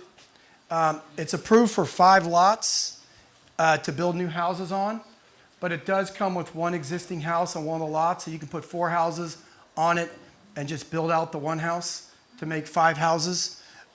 We're selling it for $125,000 a lot, plus $375,000 for the house, so we're in at a little bit under $1 million for this deal. We're assuming, Jad, new build about $150 a square foot to build the sticks and bricks. I'm assuming another $75,000 to develop the land, to get the curb cuts, utilities, that kind of thing in there. And so we'll go through it here in a minute. ARV is going to be about $850,000 per unit. And I'll show you comps of similar square footage houses. This is the actual tax record. Again, 3.82 acres. It took us 2 years to get it through site plan approval, PG County. It took us a long time. And so we've got it site plan approved already. It's ready. And this is a good learning opportunity. If you saw this deal and it didn't say site plan approval, it Don't do it. completely changes the value. Run for the hills. Well, at the right price. Somebody may know enough to know I have a great chance of getting this approved, but I'm going to budget for 3 years of effort to get it done. Right. Yep. That's a lot of work we put into it. All right. So let's just look at the math real quick. Average sales price for home, $850,000. $150 to do the sticks and bricks. I've got the square footage, 3,000 over 1,500. So, Jad, would you say $150 is about? Yeah, that's a good price. Sort of, right? Probably do it for cheaper. $150 is a really good price. Will you? Also, septic and well, or are you, how much? Public water, sewer, all the utility connects. We're bringing it all in. And I'll show you that in a second. What would you build it for? Sticks and bricks. I don't know anything about million, but, No. I'm talking about sticks and bricks, 3,000 over 1,500. How much a square foot, roughly? Probably 175. So you do a little bit more? Okay. All right, so we're close. But you're doing 3 at the same time, so you. Doing 4. Actually, we're doing 4.5. Actually, you're doing 4.5 because the recommendation on this guy isn't to really go through the new home, just kind of expand it, build it up to make it look like the other houses. I don't know that I would tear that down. Maybe. I don't know. Whatever you want to do. Okay. $450 per house, $75,000 of land improvements, right? So 75 times 5, because you're going to need to get the curb cuts, you're going to need to get the utilities stubbed out. It's a flat piece of land. So the total value, additional house, so the total project out price is about $3.9 million. I hope that's right. 850 times 5. Profit per house is about $200,000 per house. I told you guys we're giving away money tonight. We're giving away about $1 million. You want $1 million? You want $1 million? All right, it might not be $1 million. It's going to be close. So that's about right. If you guys are interested in that, it's for developers. It's not for the faint of heart. Maybe not for most people in this room, but maybe there's 1 or 2 of you that might take this down. You're financing it? I could. I could finance it if you knew what the hell you were doing. And if you had some skin in the game, sure, I'd finance it. But you got to know what you're doing. If you don't know what you're doing, and you're like Maurice, and you've never done one of these before, the answer is no. I don't know about you, if you know what you're doing or not, but. Okay. Falls Church. All right, so you might be able to do it. All right, that's that one. These are the comps of the houses. Very similar square footage, 4,000 over 2,000. 3,000 over 1,000, this is probably a better comp because this is closer. The basement's a little smaller. That sold 7 days to 2024 for 846. That would probably be closer to what your model looked like. And these are all around the block. Same square footage, 817, 800, a little bit smaller of a house. So we're close. I mean, 850 is close. It could be 840, whatever. How big are the lots, did you say? Maybe Let's cover the site plan. Where's the site plan? Did I gloss over the site plan? Oh, the site plan's not in here. Oh, I got to put in the site plan. Lot size is about 3/4 of an acre. 5 lots, 3.8 divided by 5, whatever that is. About 0.75, yeah. We went through a lot of headache to get this site plan approved. It took us a lot longer than it should have. But we never done stuff in PG County, so. All right, any questions on that before I move on? Yes, sir. Since when do you say you started to get the approval? Or when did you put it in the market? I'm sorry.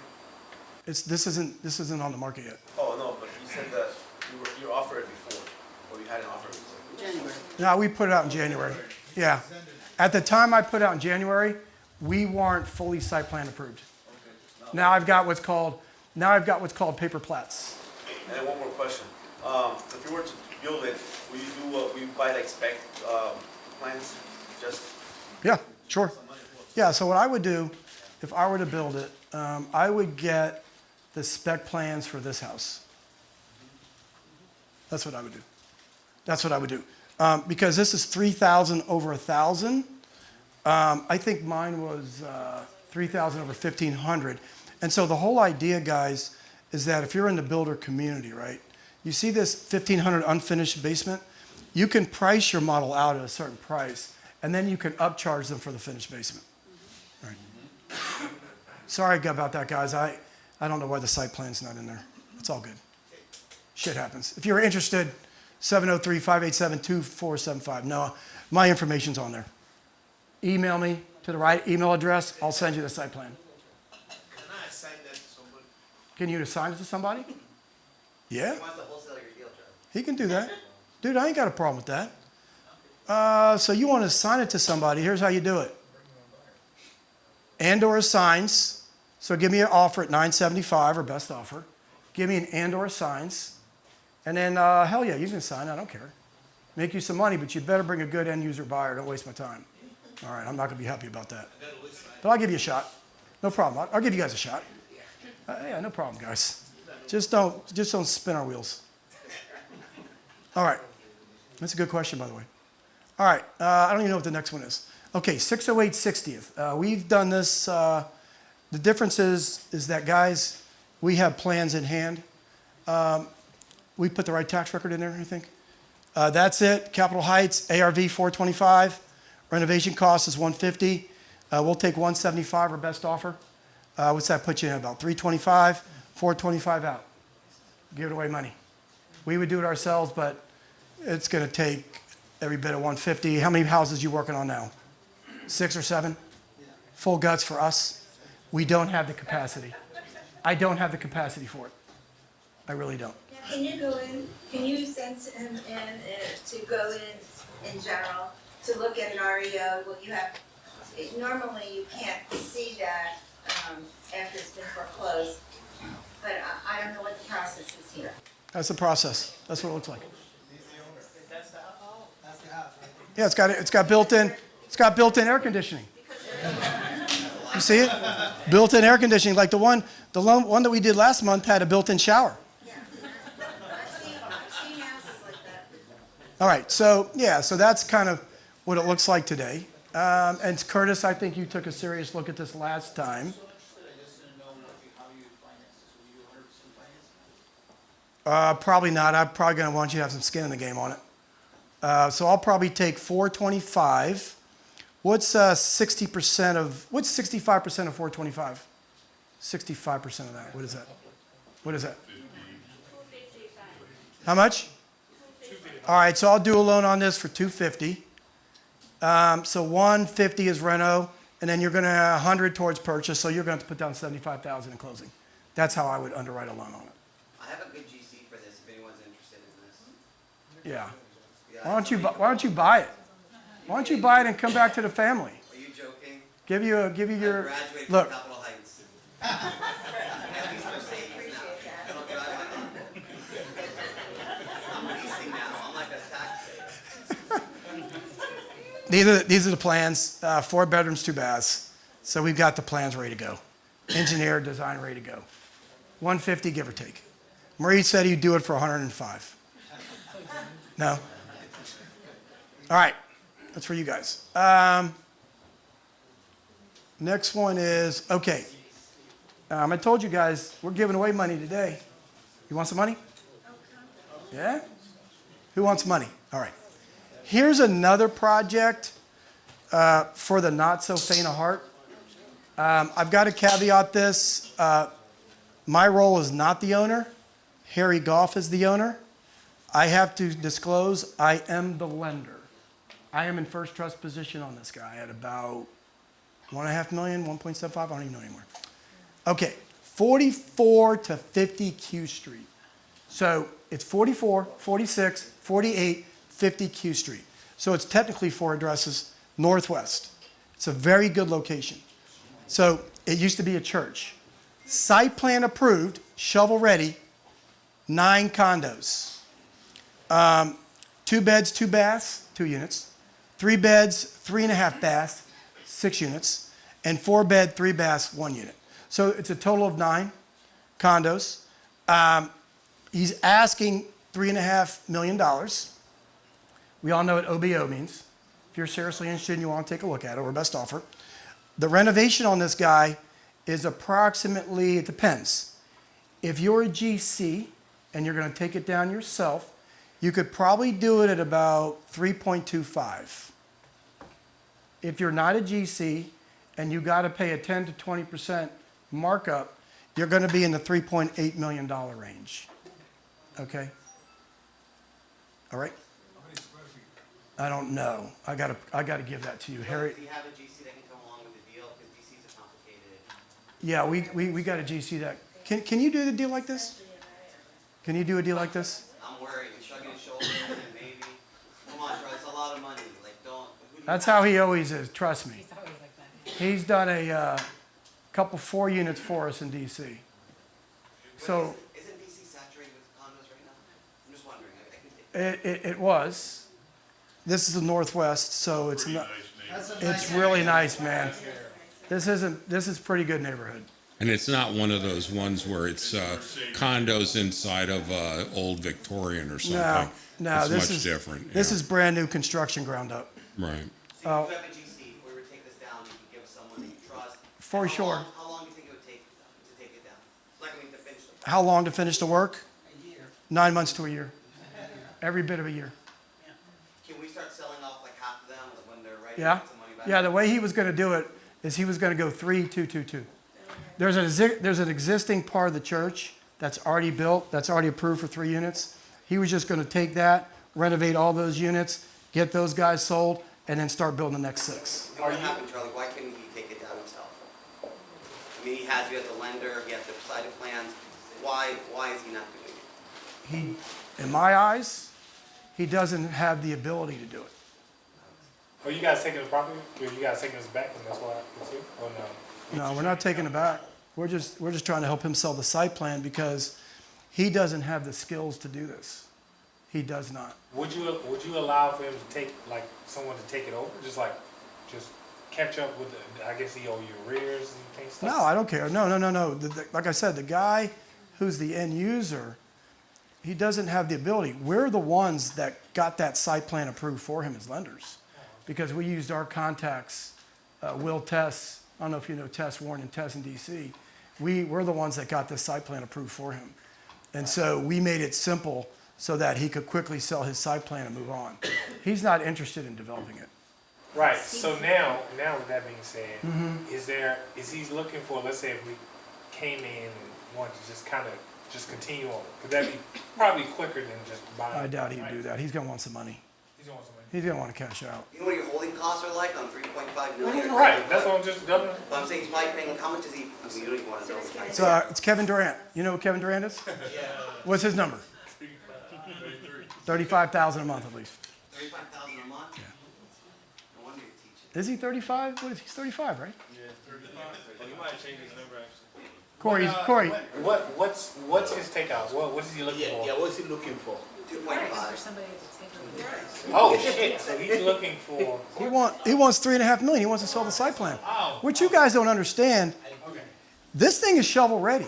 Do you know how hard it is to get a shovel ready project in Washington D.C.? Let me tell you something. It's hard. Do y'all know how much money it costs to get this approved?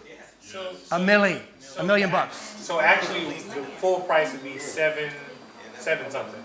7.3. The out is about 9,758. I kind of got the diagram, what it looks like in the back.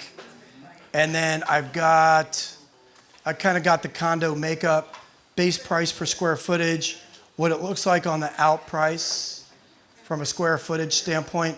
The bigger the square footage is, the less it goes down on the base price. So we're pretty cheap, so $469 a square foot actually is not bad. That's good, but how low is he willing to go from the 3 to 3.5? That's where I am. Write an offer, bring in $200,000 OBO. He's saying where will he go from 3.5? Hey man, Now, last question I had. I'm just the messenger. I had to disclose to you guys that we're in first trust position. That's all. I'm just the messenger. It's okay, but the playing field is too tight. I'll bet there's a broker in the room that'll help you write a contract. So you are frank that he should be able to go down at least a million. Yes, I like the way it's too. That's How much is the loan? So I guess my last question would be, how much was the construction loan for? Was it the? Well, that's the whole thing, right? I got a caveat. We're in first trust position on the site development plan, getting it approved. That's it. We're not giving out a construction loan on this. I need a bigger player to take him out because for us, right? So the way my hard money company is that I only want to be out there, my max loan, I want to be out there exposure on one deal is between $1 and $1.5 million. That's it. I don't want to be any higher than $1.5 million. So my exposure on this is about as high as I'm going to go. But for us to execute off this guy, I mean, we could execute off this guy, but it's going to take, Sam or Ed's full attention to get this damn thing over the finish line. We don't have time for that. I'm not trying to do that. That's why he's the only guy to make it work. How long have you had The this? owner. Well, the owner is, but I've got in my loan docs that if something happens on the default, I own them. I own all this stuff if he defaults. So he should come down. You stay where you are. Well, I mean, what he probably should do is actually take $2 million Exactly. and close part JV and then take the rest out. Take the one more. Yeah. Make him off? All of them. Curtis, unless you want to do that, I just vet the ownership of the deal. I don't vet this deal. I could just tell you one thing.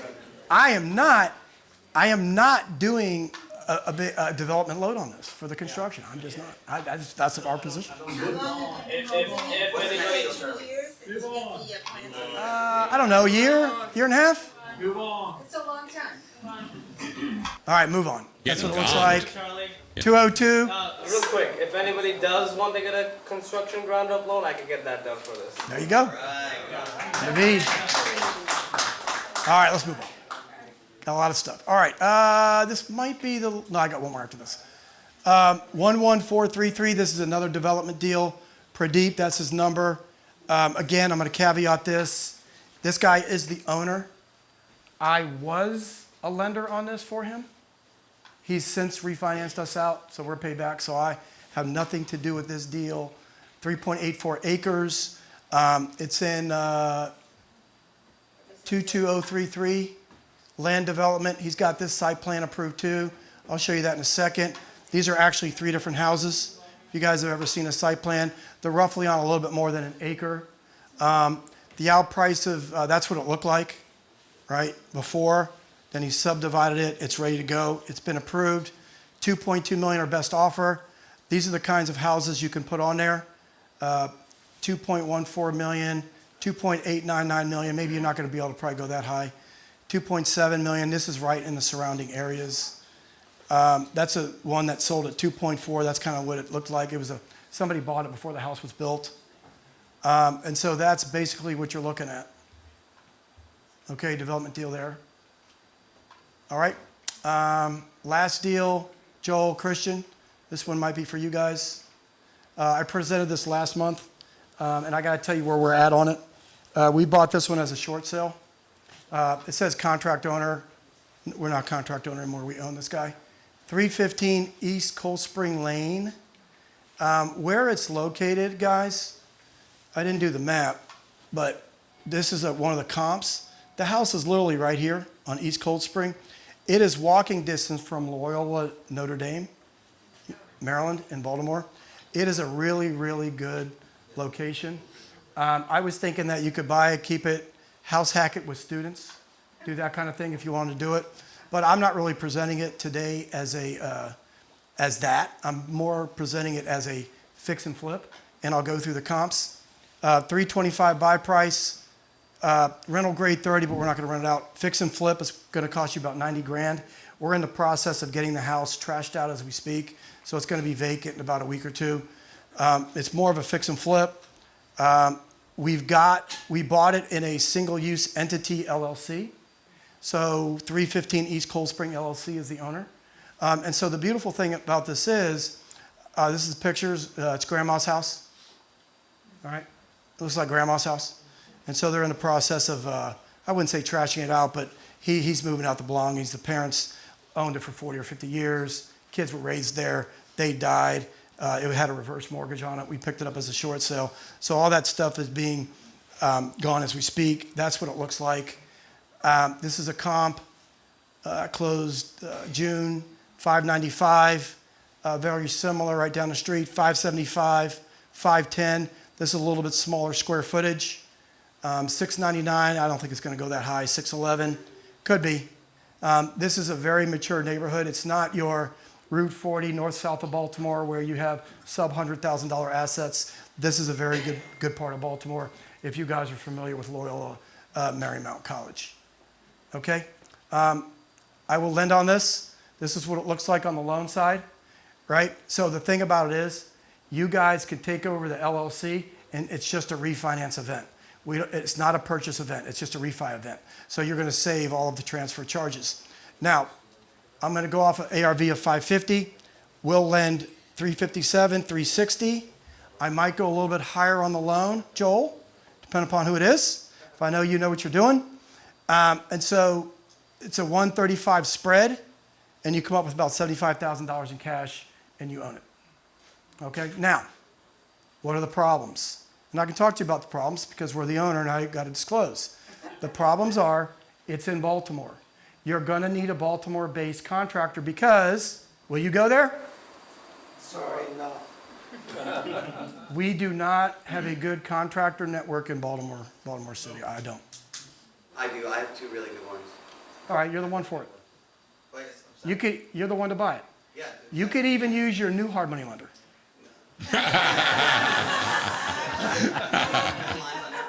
No, but Charlie, yeah, message me. The comps are good. Because I think your comps are a little bit ambitious. I don't think they're that ambitious. Yeah. Contractors in Baltimore. Huh? Look at that house. Does that look like our house, the grandmother house? That looks like a castle in How about this one, brother? How about this one?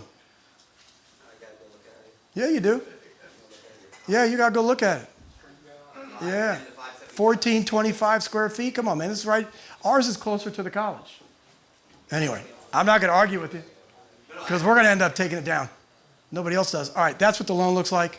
We'll fund it. And it's going to be vacant, you said, Charlie? Yeah, it's getting trashed out right now. It's getting cleaned out as we That's a speak. big deal that we can take over the LLC. You guys haven't lived until you guys have paid the transfer fees in Baltimore. Yeah. It's insane. Yeah, we get it. You pay for it. Crazy. All right. All right. Any other questions on this? Okay. I got one more. Oh, I'm sorry, guys. I forgot about this one. Okay. Same seller as before. I have nothing to do with this. I don't have a loan on it or nothing. This is yours. Multifamily, 5 units, 625 are the best offer. It's 5 units, 2 bedrooms, 1 bath. All right, they have 2 tenants in there now, one for 1,500, one for 1,700. I was told it could be vacant upon purchase if you want that. You might not want that. You might want to interview these 2 tenants to see if they'll stay. Section 8 rents are 1,700. So you can get a pretty decent cash flow. He's asking 625. You might be able to get it for cheaper. There's 3 vacant units that are rent ready. Harry's role on this is he's a wholesaler. It's a buy and hold deal. Here's your tax assessment, 787. Don't believe anything that says, but this is basically what it looks like. 4024 8th Street Northeast, Washington 20017. It's a buy and hold 5 units. And the tenants have already signed the paperwork? TOPA. So there's 2 things. There's TOPA and DOPA. I don't think they're elderly and they require DOPA, but I think they've signed TOPA. I'll ask them, or you send me an email. I'll ask him. It's Harry Goff. That's his email address. The same guy on 44 through 50 Q Street. He's kind of my DC guy. Charlie, would you lend on this deal? Yes. However, you have to be able to DSCR us out of it. You all know what that means? So I need your credit score to be, even though I don't check credit, I need it to be 660 or above so that you can DSCR us out of it. What is the zoning on this? Oh. I don't know. What's the zoning? I have no idea. Does it have a use code up Multi, there? it's just a multi-unit, 5 unit, 4 unit. It's 4 units, but there's 5. It's not MU4. It's just regular I have to look it up and scout. I don't know off the top of my head, but it's definitely, even though it says 4 units, it's definitely a 5 unit. Is it 5 or 4? 5. I know, I see it. No, I see it. I see what that says. So you like the deal, then Charlie, you'll lend on it, and you're excited? Provided you could DSCR me out of it. Right, and then you said how much work, it doesn't need much work to fix, so we can just... I don't, well, I was told, remember, I was told, right? I was told that 3 of the vacant units are rent ready right now. Let's go. I'm assuming, though, that these 2 guys, when they move out, I can't believe they're rent ready. Okay? But I would rather keep them if they're willing, especially if one of them's Section 8 and they're willing to stay. I would keep them, and then even the other one that's 1,500, the strategy behind that is move the 1,500 into one of the rented units, charge them 1,700, then go back and renovate their unit and jack up the rents. That's the strategy. That's not bad. And is there any street park? It's all street parking, right? I don't know, dude. I'm asking you questions, I know you have no idea what the answers are. Bro, all right, that's okay. And That's, the age of the roof. I would say, judging by the curling in that picture, Jad, I'm gonna tell you is this. Just remember, 2nd Wednesday of every month, you need to be here. You gotta come, man. This is too much. Bro, this is awesome. That's it for the deals, guys. Any questions on any of this stuff? All right, not bad, 8:43. Does anybody have any you got the microphone, right? Anybody have any ad hoc deals they want to present in front of the room? You got one? All right, come on. That's good, I can sit down. I got 2 actually. First one is 3322 Valley Lee South, Lower Maryland, 20724. Asking is 335,999. ARV is 540. Second one is 3322 Valley Lee South, Laurel, Maryland, 20724. And then the second property is 3302 Oakfield Ave, Baltimore, Maryland. The ARV is anywhere between 480 and 490, and they're asking right now is 289 for OBO. If you're interested, you're gonna want to reach out to somebody named Simone. Oh, it's not yours? It's not mine. All right, go ahead. The phone number is 443-462-0010. Simone is what? She's the one who's the realtor for these. What's the last four? Mm.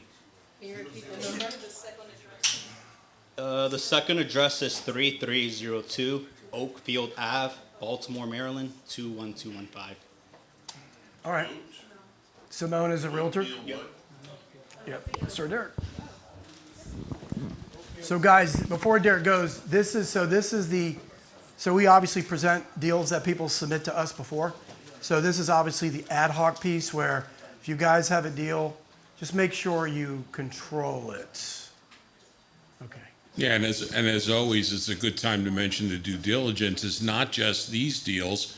Do your due diligence on what we're presenting, that even that we own. You may find something we didn't think of. So. Okay. Right. Hey, everybody, I'm Sir Derek. Hey, so the deal I have, and thank you so much, Charlotte, for letting me present this. So my group and I, along with Curtis, raise your hand. Everything. We are buying a bank in Virginia. So it's a small $100 million bank, and the idea is to buy that and use it basically as a platform for deal makers, so people like yourself. The idea that what we'll do, or our main product will be basically providing creative capital to, or strategic capital to deal makers. So think table funding, escrow financing, gap funding. Our goal is to be more of an accent or a partner bank to deal makers, so in real estate and also in private equity as well. Now, what we're doing is that we're also, and this was part of this really was Charlie's idea, is that to present it to the group, because what we're doing is that we're raising capital, we're raising what we call reserve capital. Now, this is capital where basically it's tier one capital. Every bank needs to have a certain amount of equity to its asset ratio. So what we're doing is we're raising capital from investors, and we're doing it more in a unique way. So if you're a accredited investor, you can keep your capital at your bank. Now, how that would work is we would open a corporate account at your bank, you fund it there, you become a trustee, we become a trustee, so that no one can move the capital, so we can make sure for 3 to 5 years it's actually the capital won't move. If you're an unaccredited investor, then we're looking at creating an SPE or special purpose entity. You guys put capital in that, and then again you have the trustee, so that the capital won't move. We're paying a 8 to 10% a year interest rate for a minimum of 3 years. So 8% if you're in it for 3 years, meaning that's kind of like your target, and then you'll want to be taken out, or 10% if you want it for 5 years. But let's say, take for instance, if we wanted to cash you out earlier, then we would pay you the 10% and everything. We have about $250 million in deals that we could do the first year, which I think we'll probably close like 50% of them. Everything. We'll make an average of 4%, so you're looking at like a $4 million. Yeah, I'm confused. Are you buying an existing bank, or are you guys creating a bank? No. We're gonna buy an existing bank that's already down there. So we have a price for it at $12 million. It has about. This is before an FDIC takeover. Yeah. No. This bank is well run. No. We just negotiated. Okay. We negotiated with them and everything. So the great thing about it is that we got it at $12 million. It has about $11 million in tier one capital already. So I mean, it's overly capitalized, and then we'll take it through a capital enhancement to get it another $15 to $23 million in working capital and everything. So that's it. Any questions? No, name, number. Oh, Sir Derek. So SirDerrick. Phone number is 202-271-3181. And yeah. I mean, any questions on? Yeah, he'll be around. If you guys have questions, he'll be around, right? You'll be around afterwards? Yeah. Yeah. Okay. Anybody else before we end night? You got a question? You got a deal? You ain't got a deal? You haven't found a deal yet today? Not yet. All right. Okay. If you guys are interested in the coaching mentoring program, scan the code, schedule a call with my son Curtis. Curtis is doing a good job of running our Clear Sky Education front end, so those of you who are students will probably talk to him. He builds all the technology. Well, hopefully you guys, when you checked in today, was that a little bit easier to check in? He created that this past week, and so he's on the technology side, and he runs the sales for us. This is who we are. We've got a new podcast out. If you guys remember Basement Tales, we've got a podcast. It's the Real Estate Riches Roadmap. We put one out. We try to put one out once a week, and so it's probably good education for you guys. that obviously is who I am. Follow me on the socials. We got a lot of events coming up. You guys are more welcome to attend any of the public events. And then also reserve your spot for next month, November the 12th, guys. And please, if you guys have any deals that you want to present, get them in beforehand. Sarah here, where'd you go, Sarah? Sarah here will create the presentations for you guys. Make sure that you guys got professional slides, anything and everything that you want to present. And so you're more than welcome to input your own deals. Or if not, you can listen to me talk all night. Last but not least, is there any questions, comments, or feedback for us? We like to hear your feedback. Yeah. Stopping the foreclosure in 24 hours, you said you're gonna present that next. Yeah. If someone can't, I mean, you record these? Yes. Oh, you do? Okay, good. Yeah, we have it. Charlie, where is it? YouTube within 2 weeks. Within 2 weeks. Yeah, so they'll be on. So I have a, what is it, YouTube channel or something? Yeah, your YouTube channel. Yeah. I should know that, right? These guys, man, they got me on social media. I can't stand it. Anyway, no, that's a good question. All of the previous months are there now. This one will be up within 2 weeks. Why, you can't make next month? Honestly, no, but I like what I said. It'll be there. Every meetup we do is on there. Yeah, 2 weeks, right, Charlie? All right. Anything else? Not bad? All right, thank you. We'll see you next month. All right.